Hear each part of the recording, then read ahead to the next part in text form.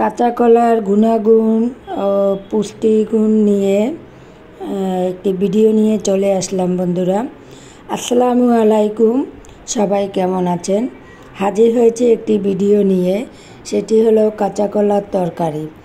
প্রথমে আমি তেল দিলাম, এরপরে 1 টেবিল চামচ পেঁয়াজ বাটা, সামান্য রসুন বাটা দিয়ে এবং একটু পেঁয়াজটা ভাজি করে নিলাম। তারপরে সামান্য হলুদের গুঁড়া, সামান্য মরিচের গুঁড়া, সাথে ছোট চিংড়ি মাছ দিয়ে ভালো করে মশলাটা কষিয়ে নেব। স্বাদ মতন লবণ দিলাম। এবারে আমি এটাকে ভালোভাবে কষিয়ে নেব। সাথে দিয়ে দিলাম কাঁচা জিরা সামান্য পরিমাণে। আর কাঁচা কলার তরকারিটা একদম হালকা করে মশলা দিতে হয়, কারণ এটা পানি জাতীয় তরকারি, এটা বেশি মশলা দিলে খাওয়া যাবে না। এবারে আলোচনা করব কাঁচা কলার পুষ্টিগুণ। কাঁচা কলায় রয়েছে উচ্চ মাত্রায় ভিটামিন এ, ভিটামিন বি6 ও ভিটামিন সি, পটাশিয়াম, ম্যাগনেসিয়াম ও ফসফেট। কাঁচা কলা অনেক ধরনের ক্যান্সার প্রতিরোধের সহায়ক। কাঁচা কলায় উপস্থিত ক্যালসিয়াম হাড় মজবুত করতে সহায়ক। এছাড়া কাঁচা কলায় রয়েছে অ্যান্টি অক্সিডেন্টে ভরপুর।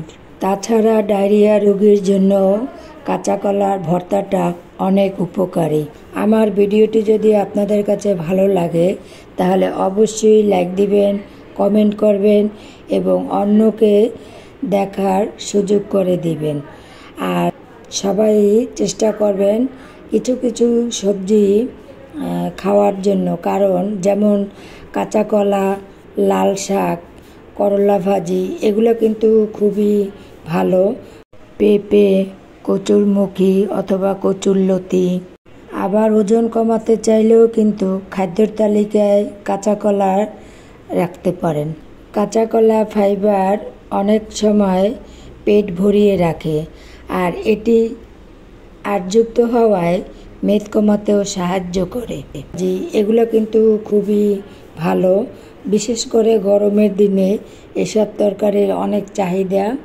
আর কাঁচা কলায় কিন্তু আয়রনের কাজও করে, এটা অনেক উপকারী একটা তরকারি।